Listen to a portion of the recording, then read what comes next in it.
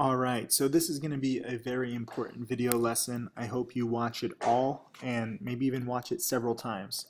Yesterday, I wrote an article for Huffington Post called 10 Steps to Becoming a Stock Market Millionaire, and I include just some basic lessons. I'll link it on the bottom of this, but you need to focus on hot stocks. You can both buy and short sell. When you're wrong, you have to cut losses quickly. Don't be afraid to take partial or even all profits. Embrace new technologies. Stick with liquid stocks. Don't believe anything the management says. This was actually a typo. Don't diversify and don't use leverage. You don't need to buy the exact bottom or sell the top. And always, always, always make a plan before you trade. And I'm going to give you a few examples of several recent trades and plans and successes and mistakes.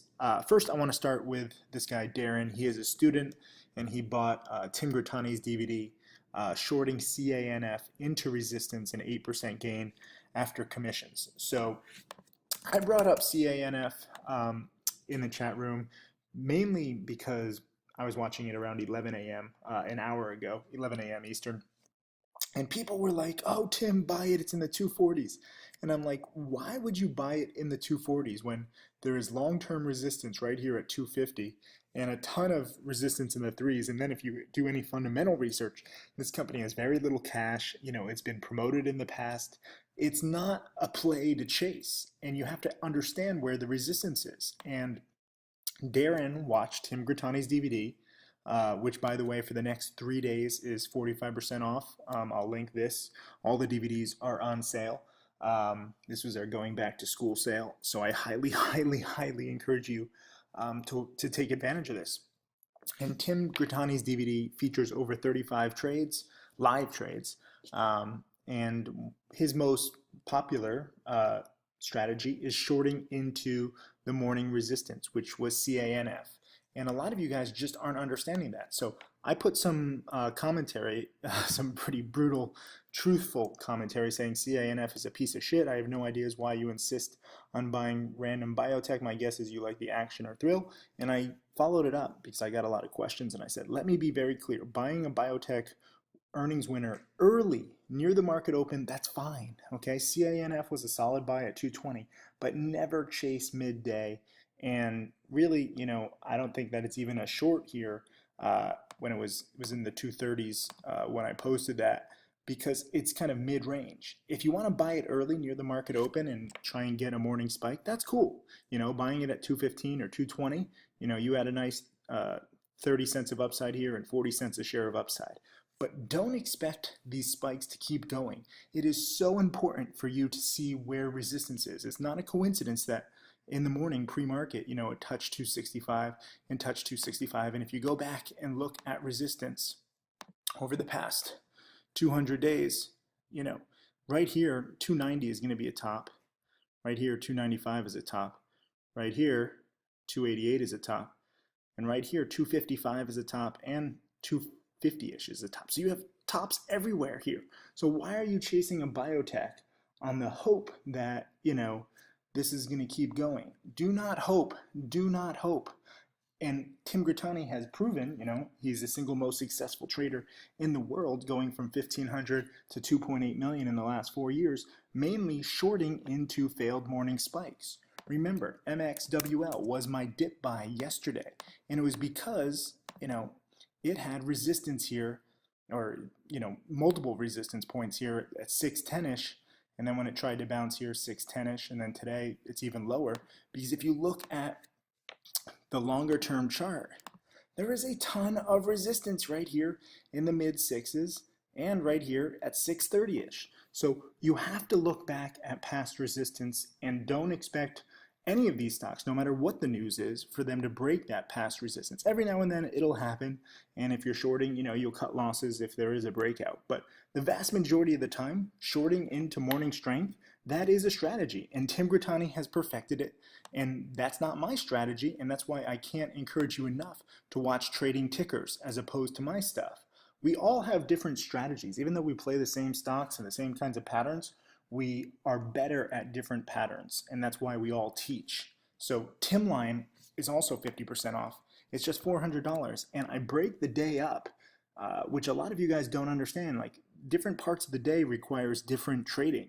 I trade very differently at the market open compared to midday or in the afternoon. I'll give you an example. Today, I screwed up. I'll admit it. LAKE at the market open was spiking, and I quickly looked at the past resistance chart here, and I don't know how. You can see that there's resistance here at 1275, but for whatever reason, because it was the market open and everything was happening so quick, I thought that this resistance was 13. So my buying it at roughly the current price, 12, I think I got like 1220-ish, 1225, I don't know. It hasn't really budged from where I bought it, but I mistook where the resistance was. I thought this was resistance at 13. So my buying it in the 1220s gave me 80 cents of upside. As it turned out, the resistance is 1275, and it actually hit 1275 today. So the resistance held. And, that was only 50 cents of upside. I never would have entered in the 1220s if there was only 50 cents of upside. Even though it's an earnings winner, the volume isn't that great. The sector used to be hot when Ebola was very scary, but Ebola isn't really scary these days. And, I totally bombed by looking at the wrong number for resistance. So I'm sorry about that. I apologized in the chat room profusely. It was, though, a good dip buy in the 1170s, because in the 1170s, now you have $1 of upside and not much risk because it's already $1 a share off of its highs. So look at LAKE today. So we tried to do a morning spike, and that's what I was trying to go for, but it ran into a wall of sellers in the 1270s. And I saw that and exited.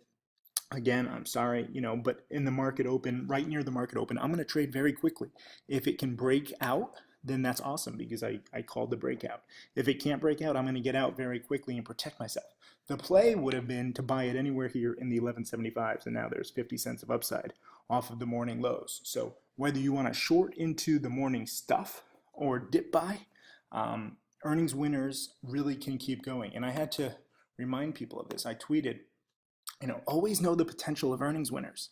VRA, TITN, LAKE, BEAT, Ford. Every now and then, I'll mess up. And I can't remember the last time I mistook the resistance level. That was just a mistake because I was rushing near the market open, and I wanted to get, my buy and alert out before I thought it could run more. But most of the time on all of these plays, I profited, because earnings winners can run for several days, even several weeks, if you remember and you read this blog post. So I do like earnings winners, but if I'm wrong, if the breakout fails, I'm going to get out. And whether I make, I made a few $100s, whether I make a few $100s or lose a few $100s, I am wrong. Okay, and I know that's confusing because a lot of you are judging the success or failure of your trades based on your profits, but if you make or lose a little bit amount of money, it doesn't matter, okay? It's not going to make you rich. It's not going to make you poor. It's a scratch. And the whole philosophy and idea of the scratch is, problematic for people. They can't understand that sometimes you're just going to have to take a loss or take a small gain and just exit when the price action isn't doing your thing. But out of all these stocks, I had some small wins, small losses, but I had a huge win on Ford where the stock nearly doubled from my buy alert over the next 24 hours. So if you have scratches on, let's say, 4 stocks like I did, and you have one big win, you're up overall pretty damn big. And I know it's frustrating to have a scratch, but that is my strategy. That's how I've gotten rich. And you ask Tim Grittani, or you look at Tim Grittani's trades, and you look at Michael Good's trades. I have to show you this actually for a second. This is a good example. Good trades. Ugh. He has like a weird browser issue. Is it down really? Okay, good. Michael is interesting with his website. But look at this. This is a perfect example of, look at this, $50 gains, negative 400, plus 90, and they're all the same for pretty much the past 2 weeks. And then look at it. He has a $25,000 profit because he nailed shorting this pump and dump. So Michael, he's my first millionaire student. Go and look at all of his trades. I think it's like 1.5 million in profits. Lots of little gains and lots of little losses. Those don't budge the needle. This does. And this is very similar to how I trade, where I have lots of small gains and lots of small losses. But I have some very big gains, and that is what's going to make you rich. So if you get in early when there's breaking news, like I did with the billionaire play VVUS or the billionaire play AQXP, understand that there's an early part of the trade, and where if you find the breaking news, it can run a little bit as other people start realizing it, but that's not always going to guarantee you a breakout.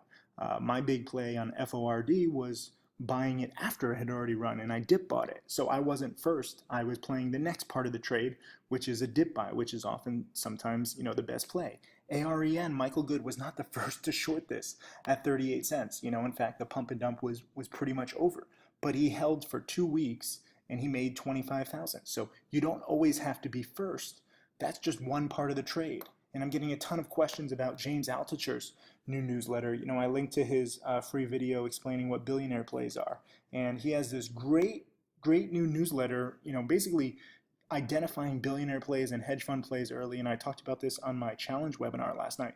But a lot of you guys are confused. Let me cut through all the confusion and all the copy here. He's had a lot of big wins in the past.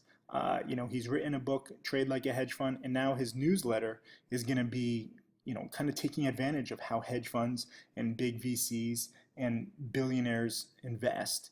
And I'm getting to the bottom of this because this is the coolest thing.